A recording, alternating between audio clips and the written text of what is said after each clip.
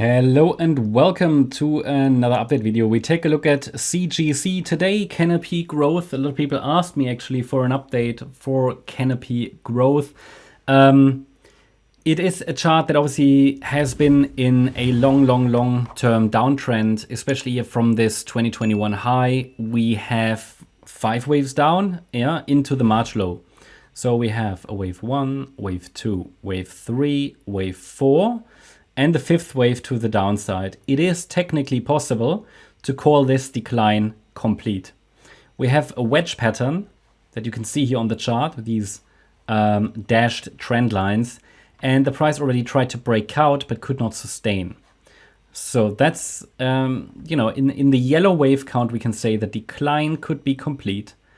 Okay, if we have a 5 wave move down, unfortunately the overall context isn't great, but it gives us 5 waves down, and that means, and by the way, I know there is a Canadian ticker. This is the CGC one, US ticker, NASDAQ.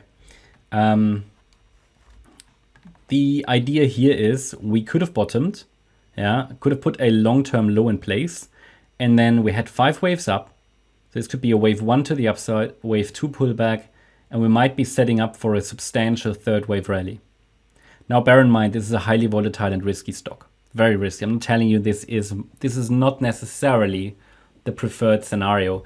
There is a bit more work to do to really confirm that, for example, a 3rd wave is unfolding and everything. Because there is a bearish scenario, which I find highly likely as well. It really depends on how the market does react to the pivots. This is not a stock where you say, I buy and forget. This needs to be, there's a lot of babysitting. There's a lot of babysitting required here. And you need to be aware of the risk if you trade this. I think this is only for maybe lunch money, because you can make a lot out of little, but it could easily break support. This is high risk, so that needs to be reflected, in my opinion, in position size. Because we could say that this 5th wave, which presumably bottomed in March, never finished. See, this rally into the September highs, it was a 3-wave move, A, B, C. So that could be all of wave 4, for example. It could be all of wave 4, and then we had the wave 5 down, and now we're going up. However, it is also possible that this was only the blue A wave. We had the blue B wave to the downside, and then a C wave rally. So an A, B, C structure in blue wave 4. Okay, just a wider flat correction, and then a 5th wave down could lead to another low before we recover. You need to be aware of that risk. Okay, you could ask now, okay, which one it is? Well, first of all, we are currently in a downtrend. We had a first rally that was a 5-wave move, which again in the yellow count is a first wave 1. So it is a wave 1. In the blue count, it's just a C wave of wave 4. 5 waves up. So we're now in a downtrend. So either way, until we see some kind of a reaction to one of these support levels, there is no low in place anyway. And if there is no low, we continue to drift lower. But there is one level that, in my opinion, distinguishes between these two scenarios. $3.96, because that's the 78.6 retracement of the initial rally. So if the price breaks below it, it would indicate that we have failed to create a real proper upside impulse. Surely, it's not invalidated below that level, but this is where most, let's call it a 1-2 setup, most of these invalidate. The invalidation point is at $2.75. It's the March low. So that's where it's black and white. It has to be the bearish count. Below 396, the bearish count will become far more likely. But anyway, in both counts, there is at the moment no low in place.